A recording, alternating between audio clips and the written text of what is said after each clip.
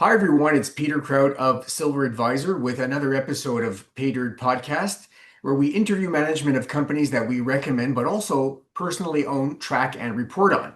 So today I'm joined by Galen McNamara, who is CEO of Silver47 Exploration. Galen, thanks for taking some time out to speak with us about some recent and exciting news.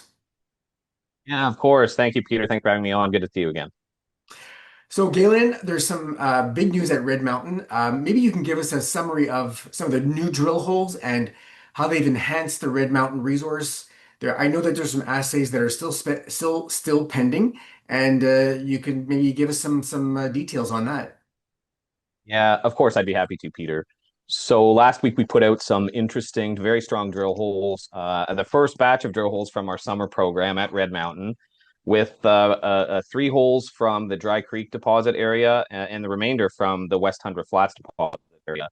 And really importantly, starting at Tundra Flats, we got some very strong sections in 160-meter step outs at that deposit. And 160 meters is a long way to step out between drill holes and still hit, just based on my experience as a geologist.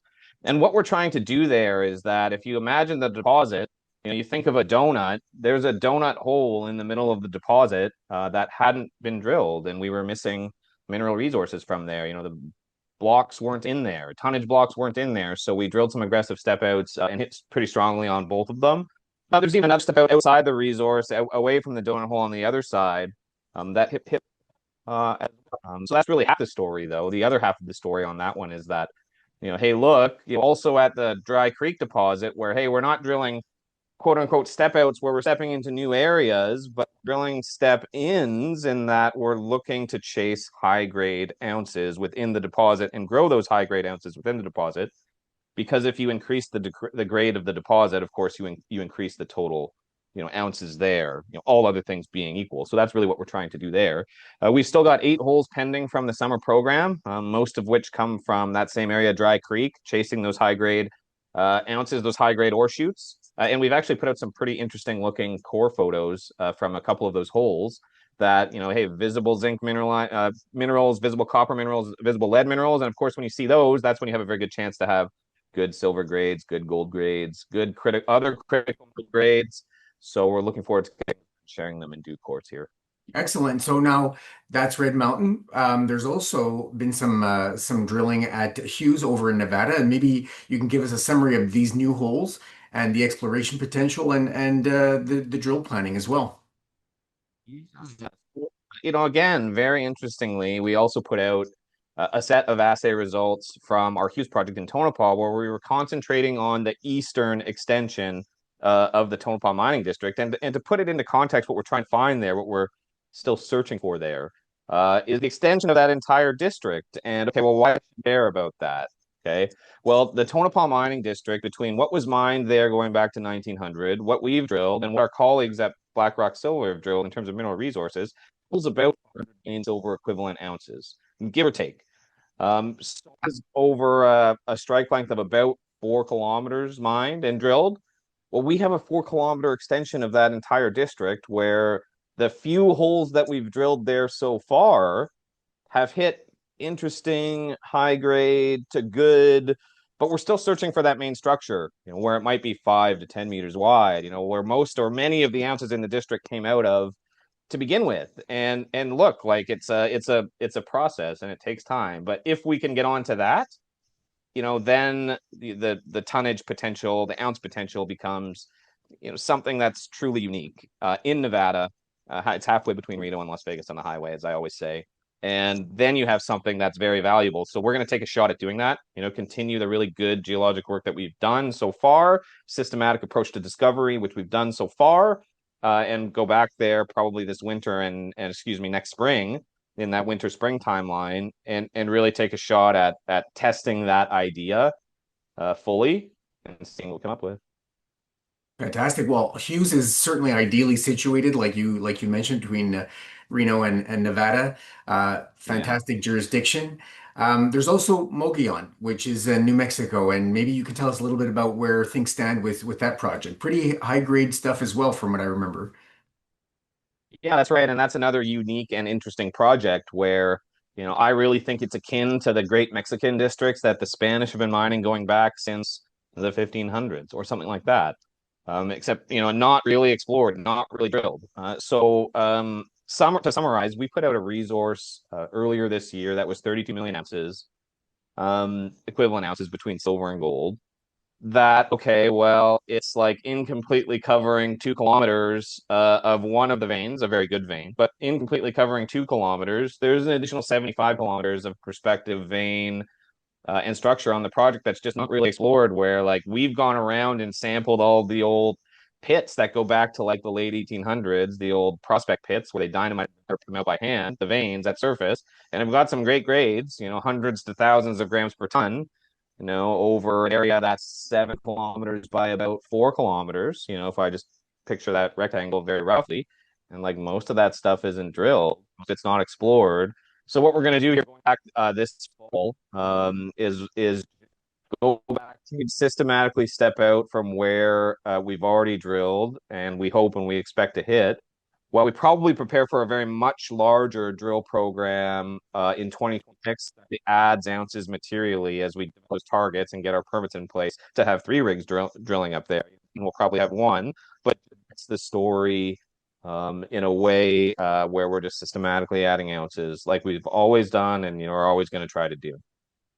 It sounds like Silver 47 is building up to be a big repository of of silver ounces and some pretty decent high grade stuff too. Tell me, Galen, there's also Kennedy. Now, this is also in Nevada, and maybe you can bring us up to speed on where Yeah. Kennedy stands. I always get questions about Kennedy because I am still a prospector at heart, and this is very much an exploration, early stage exploration project. But you hear that word early stage exploration, kind of go, oh no, here again, we're letting the geologists loose. But that's really not the case on this one.